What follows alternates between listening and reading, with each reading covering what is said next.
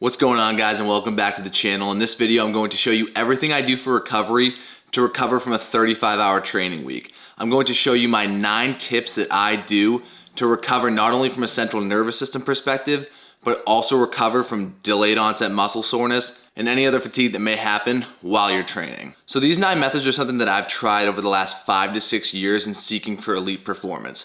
I've been able to throw into the mid-90s with this. I've been able to clean 355 doing this, run a 4.540, deadlift 650, and deadlift 405 greater than 1 meter per second. So in order to get to this level, I had to push my body to some pretty insane limits, and through that I had a ton of central nervous system fatigue, I had a ton of soreness, and I even had injuries pop up. And this is my insanely beneficial recovery routine that is guaranteed to put you in the best place possible so that injuries and training fatigue doesn't happen at the rate that it could if you don't do these things.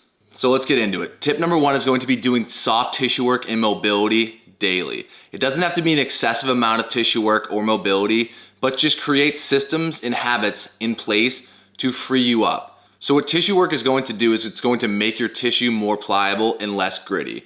Sometimes when our tissue gets too calcified, issues start to happen. So for example, say our pec minor gets too tight, we're gonna have anteriorly tilted shoulders, which is gonna cause a lot of problems upward. So we're not gonna have as great of overhead shoulder flexion, and we're gonna have a lot of problems up and down the chain because of that. But if you take care of your tissue work 5 to 10 minutes every single day, the grittiness and the calcifications will go away.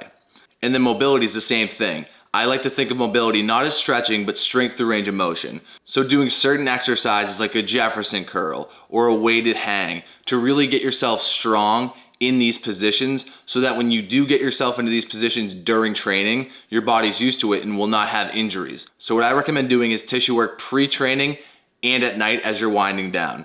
I want blood flow to go into my tissue and my muscles before I go to sleep because it puts me in a more relaxed state and I wake up way less sore the next day. And this is something that I do every day and I'm super passionate about it, and it doesn't need to take a lot of time. Just find a mobility routine that works for you. The mobility program that I use is linked in the description, and it is pretty much my guide to every single body part and how to do tissue work, isometrics, and mobility with it. Tip number 2 is going to be using the vertical diet. So as you notice, I'm hammering the big things before I get into the nitty-gritty later in this video. So I think the big things need to be hammered first, like sleep, training, and diet. So I've been doing the vertical diet for about 2 years now, and I've noticed tremendous results in terms of gut health and systemic inflammation. So back in 2020, I had a serious amount of gut problems that I really didn't know what was going on. It was coming out like crazy when I was going to the bathroom, and I truly had no idea. I'm like, oh, maybe it's my pre-workout. And it really wasn't. I was just putting too much stuff into my body that wasn't allowing my body to digest it properly. So I didn't have I had too much crap going in instead of a simplified diet like the vertical diet. So the vertical diet, which I'm gonna put up on the screen, contains foods like bison, ground sirloin, steak, chicken. Then we also have cranberries, Greek yogurt, and oranges. So this diet's very simple and it's very easy for my gut to understand what's going in every single day. It's a low FODMAP diet, so it doesn't contain things that are very complex. And this has been huge for me because I had serious problems with bloating and inflammation before this. And bloating and inflammation in the gut will cause problems all up and down your body and have serious effects on your training, whether you really understand that or not. So making sure you get your gut health in check, and I seriously recommend doing the vertical diet or at least trying it for a month to see how you feel. And I promise you, you are going to see a massive difference. So tip number 3 is going to be sleep. And if you guys haven't seen my last video all about the steps of sleep and my sleep routine, make sure to go check it out. And this is something that I prioritize every single night. I have the same sleep time and the same wake time every single day, so my circadian rhythms get reset and my body knows that I'm gonna go into a deep sleep. I aim for 8 hours a night, and I aim for 4 to 5 hours of combined REM and deep sleep. This is my restorative sleep. Rapid eye movement sleep, deep sleep, which is slow wave sleep. If I didn't get these levels, I would not recover the way I do, and my central nervous system would be affected. So putting a routine in place, like taking magnesium prior to bed, not eating too close to bed, sleeping in a cold room, really helps and allows me to train at the level I want to. And these are things that you can do quite simply. It doesn't take too much time to create a system and a routine that works well to put you into a deep sleep. So please hammer home your sleep routine, and I guarantee your central nervous system is gonna be in a way better state with all the training you are doing, especially life stresses. So get into a deep sleep and create an amazing sleep routine that works best for you. So tip number 4 is having a structured training program that works best for you. So I talk about myself training 35 hours a week, which is a lot, but I have a plan in place in order to allow me to adapt to the certain stimulus that I'm giving my body. So Monday and Tuesday are double sessions, Wednesday's a triple session, Thursday's just zone 2 work. So it's like an hour, 2 hours, but it's very low stress.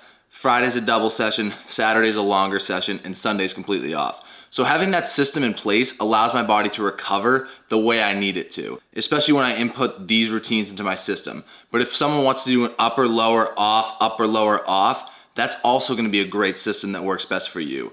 But if you're constantly being inconsistent with your training, you're training 7 days in a row, then taking 3 days off, or training just all over the place and scatterbrained, that's always gonna mess with your central nervous system because your body's not gonna realize what's going on and it's not gonna adapt to the stimulus because it's so chaotic. So what I recommend is doing a 4 to 5 day split and having off days programmed into those. And every 8 weeks, I recommend doing a deload, whether that be just dropping the volume or dropping the intensity, whatever it may be that works best for you. So if you guys wanna check out my programs, I have volume 1 and volume 2 linked in the description, and it's going to give you everything that you need in terms of strength, power, and speed development. And if you see this video and use code DREW, you can save 10%. All right, so now we're gonna get into the nitty gritty. Tip number 5 is nasal breathing and earthing. So nasal breathing is something that I do every single day. So after my training session, I do a 10 to 15 minute walk outside, strictly focusing on nasal breathing to activate my parasympathetic nervous system, which reduces cortisol levels and puts my body into a relaxed state. This is pivotal. This allows me to wind down so I can get into those deep sleep levels that I talked about when I sleep, and also just reduces stress. Because remember, stress isn't just from the physical stress that you get at the gym, it can also be from work, family, etc.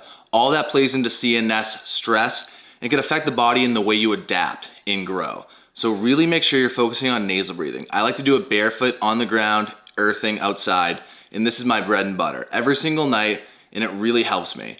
You can also go on 10 to 15 minute walks after you eat to aid digestion with an emphasis on nasal breathing as well. And what I like to do too is I mouth tape at night using Somnifix mouth strips or hostage tape.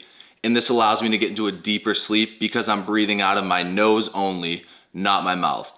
So the key to really getting into a deep sleep and really relaxing is nasal breathing. So tip number 6 is to use an electromuscular stimulation device for recovery. My EMS device of choice is the Marc Pro Plus. So I use this device every single night on sore areas. I use this to my quads, my shoulders, my biceps, whatever it may be to recover my body. So what the Marc Pro does is it sends electrical signals to your muscle to activate your lymphatic system. So what your lymphatic system does is it flushes out bad toxins and bad blood and brings new blood in. The same thing can be achieved by doing a 10-minute spin on a recumbent bike. This is gonna activate your lymphatic system and really help with delayed onset muscle soreness. So what I really notice about the Marc Pro and the recumbent bike is that in the short term, it truly does help with freeing up delayed onset muscle soreness and soreness that just won't go away throughout your training week. So this is something that I use to affect my delayed onset muscle soreness, not necessarily my CNS. But this thing has been an absolute game changer for me. I have noticed significant differences in my acute muscle soreness every single day and how I feel the next day. So I just strap it on for 30 minutes to an hour every single night as I wind down. So tip number 7 is using a red light device. I like to use the Mito red light. This is something that I was skeptical about at the beginning, but I truly did notice a massive difference through anecdotal evidence. I had a ton of Achilles problems and a ton of elbow problems.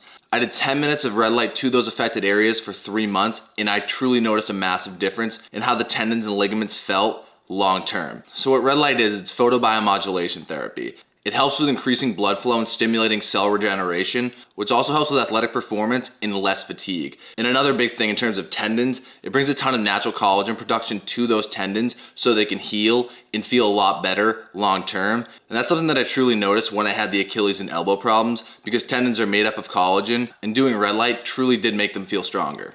And tip number 8 is going to be to use a sauna. This is something that I can't stress enough. You can do this in the morning for 20 to 30 minutes or at night for 20 to 30 minutes. It really doesn't matter when you do this, but as long as you're getting some sort of heat exposure, you're going to be recovering at a way better rate. It helps with joint support, it helps reduce muscle soreness acutely and long term, It helps with your central nervous system because you can focus on breathing through your nose in the sauna.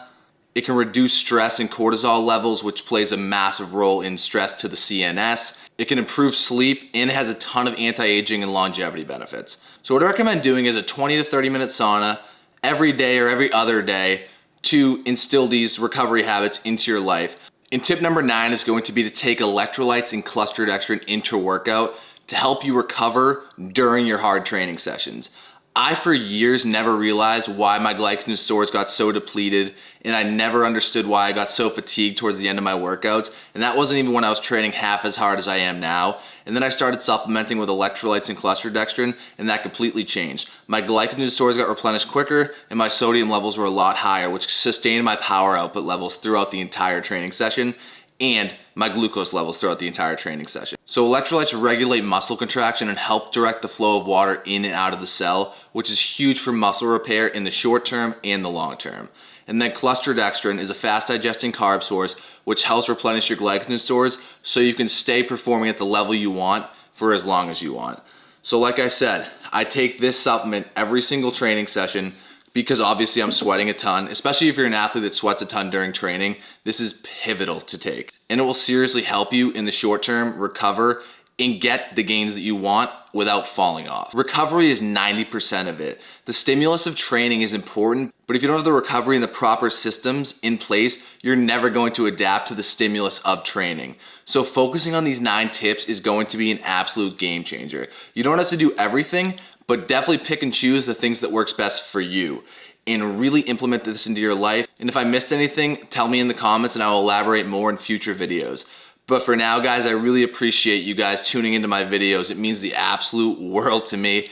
I'm going to be putting out a lot more videos in terms of vlogs and informational videos like this. And like always, if you guys could like, comment, share, it really does mean the world to me and it helps the channel grow. So I will catch you guys in the next one. Have an absolutely amazing day.